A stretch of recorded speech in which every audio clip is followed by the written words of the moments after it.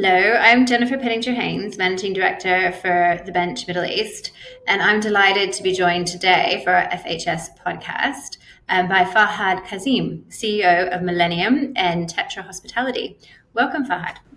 Thanks for having me, Jennifer, and pleasure being here. Well, why don't you just start off by telling us a little bit about the two hats that you wear with both Millennium and Tetra? So I think I'm in a fortunate position that I get an opportunity to have two different views of my role. So as the CEO of Millennium Hotels and Resorts, Middle East and Africa, I am very heavily involved on the operator side, on the management co. Fortunately enough, we have a large base of hotels that we operate across the region.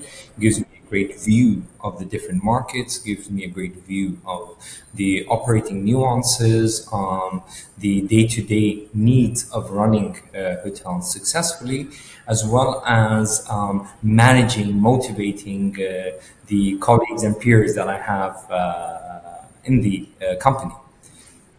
Moving to Tetra Hospitality, I wear a slightly different hat of the owner. And what I find fascinating is when I'm looking at it from that perspective, you are more focused, generally speaking, on commercial returns, ROI, getting the best value out of the asset. Interestingly enough, both roles go hand in hand. One can't be done without the other. If I expect to get certain returns, I need to ensure that I'm running a tight ship, operating hotels very efficiently, effectively, yet not only looking at it from a cost perspective, but also looking at it at how do I get the best value and how do I increase top line. So it kind of gives me a very different view of the same equation.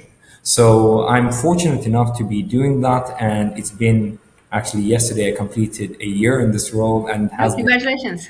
Thank you very much, and it has been a lovely, lovely challenge and lovely opportunity for myself. Well, I think it's very interesting because obviously you can bring all your knowledge from the owner side into also kind of dealing with your owners and understand really their pain points and their objectives, as you mentioned. Tetra has always been a very active hotel owner. What do you expect from your owners at Millennium once the management contract has been signed? Honestly, the same thing that I do on my role in Tetra. I am very open to be productively challenged by owners and having a voice and a seat on the table. One thing that I'm very careful on is not to get on the day to day. However, I always believe it's great to have input, impact, views coming in from the different perspective, the owner's perspective. So I actually always encourage owners to come across, to share with us their learnings, to share with us pain points could be from a communication pain point, could be certain business dynamics that are not essentially coming from a property level, but from a group level. Bring it to the table. Let's have honest conversations on what can and cannot be done.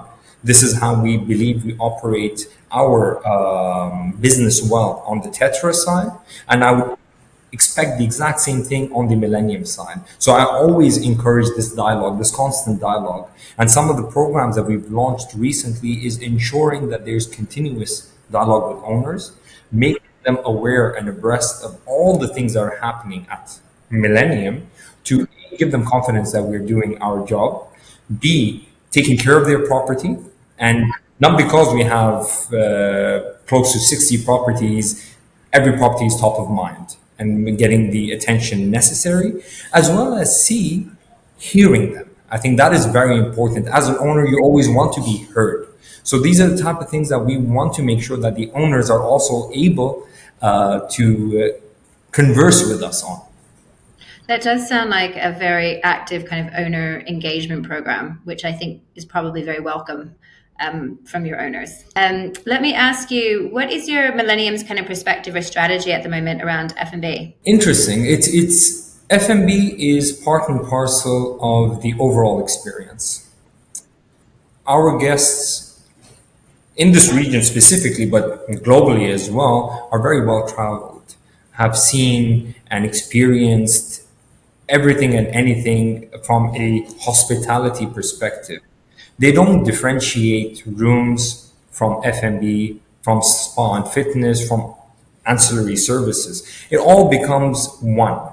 So for us, what we're trying to do now is embark on this F&B journey where we're able to grow the significance and impact of F&B within the portfolio, not only commercially, which is very important. Commercially is what owners expect from us to deliver on, but more so also from a guest perspective, making sure we have exciting concepts, making sure it becomes a platform where I am able to also demonstrate and communicate to my guests, both domestic, regional, as well as global, what the region has to offer. So we're tying up with up and coming chefs, we're tying up with certain street food brands. And I'm going to stop over that because I want to put some things and surprise people as well. Well, I look forward to hearing more. It sounds like a really active program that you guys are implementing at the moment around your F&B. Correct. Now, let me ask you, what is in the pipeline for Millennium at the moment? What exciting kind of projects or signings do you have underway? From a projects perspective, I'll answer that in two ways. One, what are the type of projects we are running from our side to really cater to all the various stakeholders that we work with. So this year we had launched the Year of Quality, one of our three key programs that we focused on. The Year of Quality focused on guest experience, focused on locations, focused on communities, and focused on authenticity. So the whole idea there was to build a strong DNA within Millennium to be able to showcase and grow as we really push forward on our growth plans and expansion plans. So that was one of the key initiatives that we worked on. The second one, and very important and near and dear to me, was People Make Millennium. This is where we worked on our colleague engagement program. We had set several initiatives, one of them being launching Millennium Academy. We had our first cohort go through that very recently, and it was quite successful, and it was pleasing to see the results of it. Two was increasing engagement between the regional head office and properties. So we have a lot of new initiatives going on to our people, having them in the spotlight. So really adding a lot of value over there. Three was also, apart from just on the learning side, setting up proper career paths as well. So there's a lot of work that's going there. For me, having happy colleagues, happy people will be able to make sure we have happy guests, which will make sure that we have happy owners. So it all kind of translates one to another. And the final one before we come back, the final one, again, very importantly, was our ESG 2023 strategy. We're embarking on a journey. It's not a 1-year plan. It's a journey that is going to become part and parcel of what we do. The E within ESG for me is non-negotiable. I think what we do for the environment is something that has to be done. It's not a nice to have.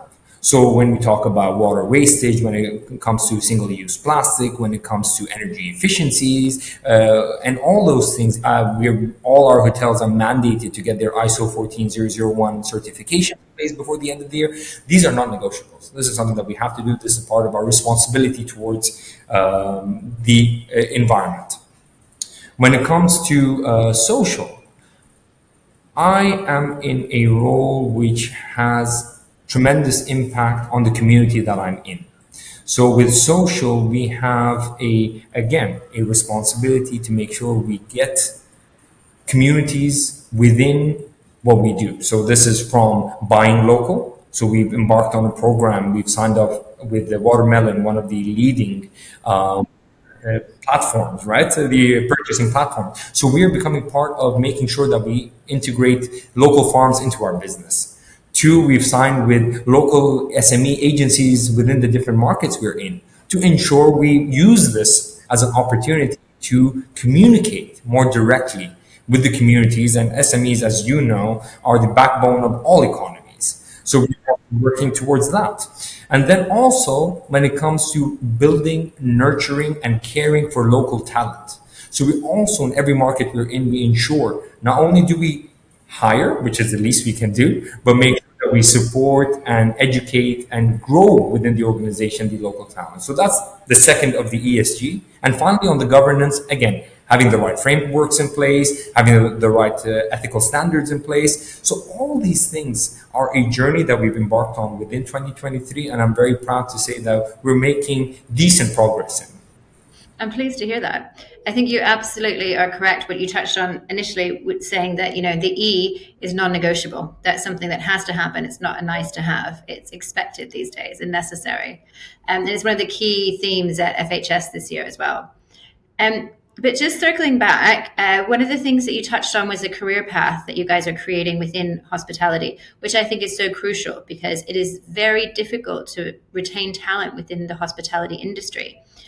And in particular, as you mentioned, local talent. I know previously you were very involved in your previous role in amortization. Is that something that is kind of really at the forefront when you're looking at retaining local talent, not just in this market, but also Saudiization and the other markets that you're in? 100%. Again, when it comes to nationalization, a message that I always send to the team is we are here to ensure we foster, cater, grow local talent, nurture, guide in the right direction. But of course, it's there are two people. It takes two to tango, as they say. There are two people on this dance floor. So we need to make sure what we're doing on our side is giving all the support necessary to build a sustainable career. And then, of course, what we expect from the other side and the commitments we take from the other side and from the local talent, and we're seeing more and more of, is they want to be part of this. And not only do they want to be part of this because it's a great and fun industry that we're in, but more so because if you look at the national agenda of all the regional governments within the MEA region, tourism and hospitality play an integral part of their strategies as well. So ensuring that we start building and feeding into this system and ecosystem, great talent, and of course, selfishly, I'd like to retain majority of them. But even if I'm able to feed into this system wonderful talent, I think that's a responsibility that we need to take seriously. Wonderful.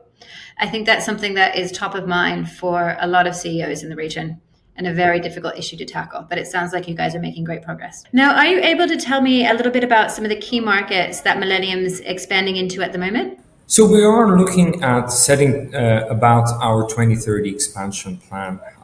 Generally speaking, broadly speaking, we are looking at increasing our hotel under management from where we're about 60 right now to over 120 by the end of this decade. And of course, I have the enviable position of picking and choosing where we want to expand, given how there is activity across the region. So, of course, Saudi is top of mind. We have a strong base over there, but we believe there's a lot of opportunity to look at new projects, given the focus that they have on culture. The kingdom has been focusing on culture, focusing on entertainment, focusing on experiences. So there's a lot of areas that we can feed into. Then UAE remains one of the key markets that we're looking at expanding our presence in. North Africa is a market that I'm very excited about. We signed our first deal beginning of this year in Egypt, and I think that was our entry into Africa broadly, as well as North Africa more specifically. And then Turkey is also top of mind. So these are a few of the areas that we're looking at, and I believe there are more opportunities, but also I need to have a focused approach to this. I understand. Well, it sounds like very exciting times for Millennium. So, Fahad, in your experience, where do you think hospitality investment, the landscape, is headed globally and specifically in the Middle East? So, looking at it from a global perspective, I think there's certain dynamics that we need to take into consideration. One is we briefly touched upon is ESG. It's becoming a very important aspect of general investment climate within hospitality tourism and across other sectors as well, but very specifically to our sector. Two is technology is playing a very, very important role. So when we talk about technology, it's very widespread, right? We can talk about AI. I think, has been on top of everyone's conversation this year. We talk about robotics. We talk about big data analytics and how we can use all that to be able to serve our guests better. And then, of course, three is guest experience and the expectations of guests, right? So these are generally at a macro level the things, the trends that we keep a very close eye on and see how it feeds into the investment climate. Coming regionally, of course, fortunately enough, we're probably in one of the hottest hospitality markets globally. There's a lot of investment being poured in by governments. If you look at Saudi 2030 strategy and the amount that's being spent on infrastructure, building an ecosystem, the support that's coming to the sector as well, both on the operator side as well as the investor side. Similarly, within UAE, Oman, Kuwait, Bahrain, we're seeing a lot of interest in this sector. Egypt as well. If you go through North Africa, every country seems to have tourism at the top of mind, which is fantastic because it helps us be able to come across from an operator perspective and support government agenda, but even from an investment perspective, an investor perspective, be able to fill in the gaps that are necessary to grow this sector further. When it comes to Millennium, I take this role very seriously. I want to become the one of few spokespeople that can have conversations at the government level and have conversations with investors alike on how we can make this a sustainable industry and a long-standing industry rather than just looking at the short and medium term. So we're very excited. The region is very excited and exciting. And looking at the competitor landscape across, I think it's healthy how we're pushing each other to really step to the stage and perform better. No, I think you're absolutely right. The Middle East is one of the few areas in the world that's really experiencing tremendous growth at the moment. And I feel like the eyes of the world are on us.